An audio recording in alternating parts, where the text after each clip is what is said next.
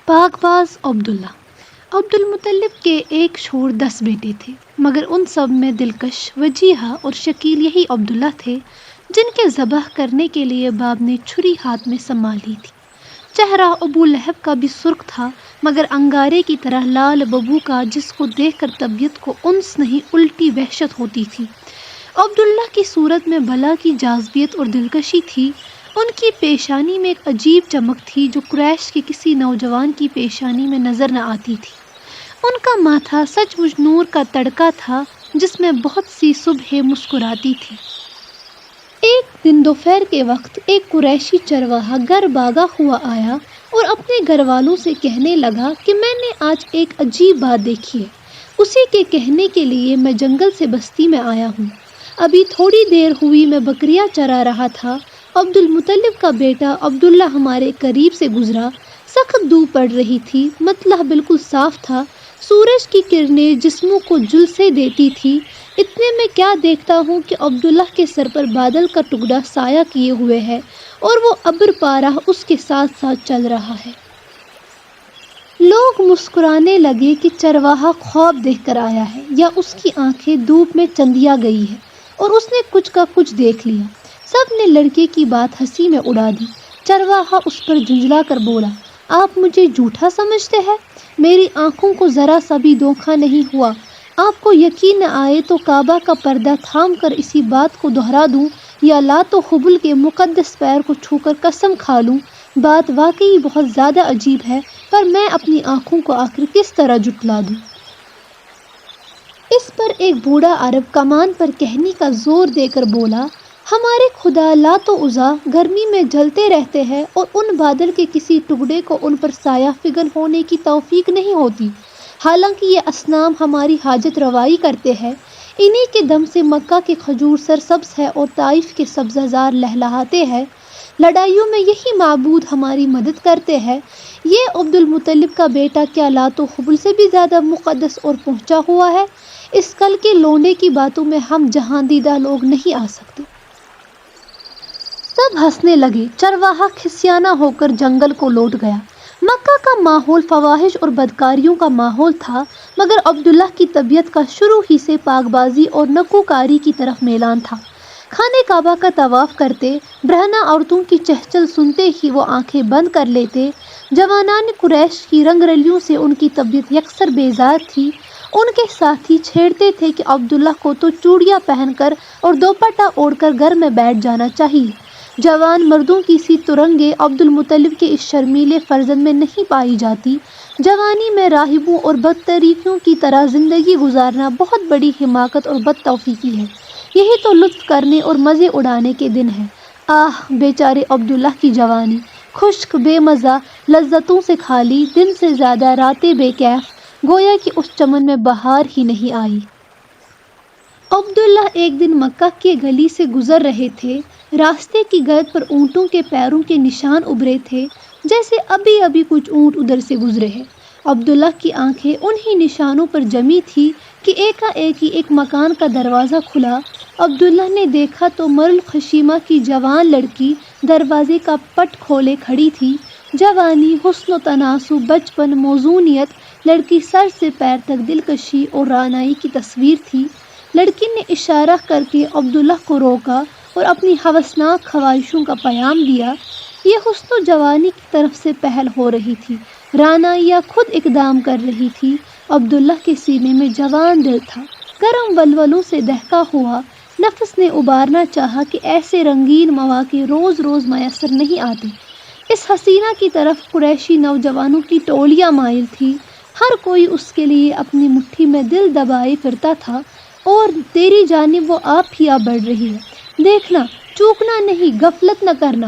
حسن و جوانی کی التجائیں ٹھکرائی نہیں جاتی، مگر عبداللہ کی ضمیر نے چٹکی لی، شرم و غیرت کی رگ کو دبایا۔ عبداللہ نے دوشیزۂ عرب کی ایک مسکراہٹ کو بھی قبول نہیں کیا۔ خشیمہ کی حسین لڑکی کو یقین تھا کہ عبداللہ اس کے اقدام پر ہنس کھیل کر لبیک کہے گا۔ اب جو توقع کے خلاف ناکامی ہوئی تو حسن اپنی ناکامی پر جھنجلا گیا۔ شدت اتاب نے رخساروں کی سفیدی میں سرخی ملا دی۔ لڑکی تھی ہوش مند، بڑے صبر و ضبط کے ساتھ خفگی کو چھپایا اور حسن و جوانی کی پیشکش کے ساتھ سرخ اونٹوں کا بھی لالچ دیا، مگر عبداللہ اس کے جواب میں یہ قطع پڑھتے ہوئے بڑھ گئے: فعل حرام کے ارتکاب سے تو مر جانا ہی اچھا ہے۔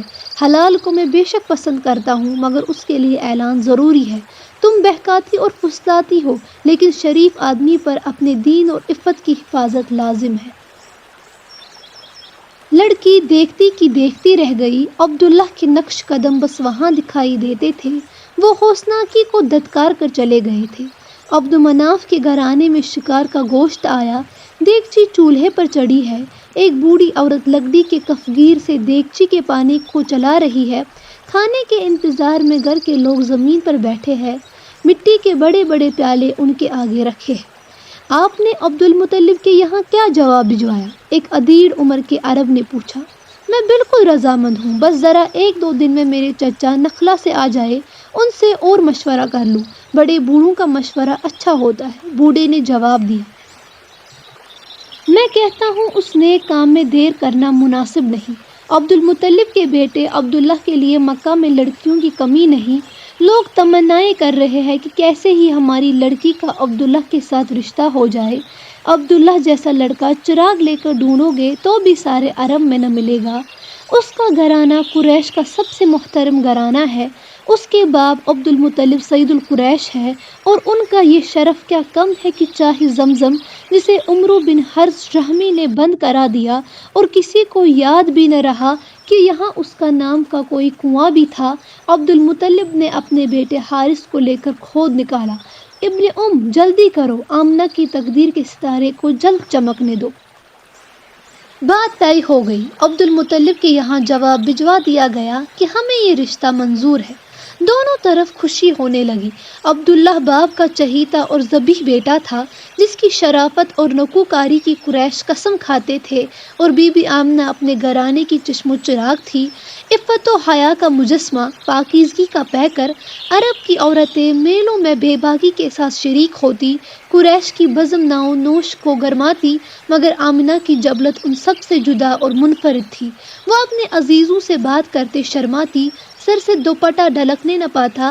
قریش کی عورتیں کہا کرتی تھی کہ آمنہ تو سچ مچ گڑیا ہے، بے زبان، سنجیدہ اور متین، دوسری لڑکیوں کی طرح شوخیاں اسے نہیں آتی۔ آمنہ کے گھر والے اس سے محبت ہی نہیں بلکہ احترام کرتے تھے۔ عبد المطلب اپنے ساتھ روسا قریش کو لے کر عبداللہ کی سسرال پہنچے۔ لڑکی والوں نے بارات کا استقبال کیا۔ لمبے لمبے کرتے، کمر سے بٹی ہوئی رستیاں بندھی ہوئی، ہاتھوں میں تلواریں، کسی کسی شخص کے کاندھے پر یمنی چادر بھی پڑی تھی، اور کسی کے کرتے کے گریبان پر شامی کلابتوں کے پھول بھی بنے تھے۔ بیٹی والے کے گھر میں گانا بجانا ہو رہا تھا۔ قریش کی چھوٹی چھوٹی لڑکیاں دف پر گیت گا رہی تھیں۔ ان گیتوں میں خانہ کعبہ کی عظمت، قریش کے نسبتی فخر، بوقبیس کی تعریف اور اونٹوں کی رفاقت کا ذکر تھا، اور کسی کے شعر میں قریش کی نبرد آزمائی کو بھی سراہا گیا تھا کہ قریش کی تلواروں کے جوہر لہو چاٹ کر چمکتے ہیں، اور ان کی مخالفت کی یہ معنی ہے کہ زمین و آسمان کی دشمنی مول لی جا رہی ہے۔ لڑکیوں کے نغمے زیادہ مرتب نہ تھے، مگر آواز میں بلا کا سوز اور قیامت کی مٹھاس تھی۔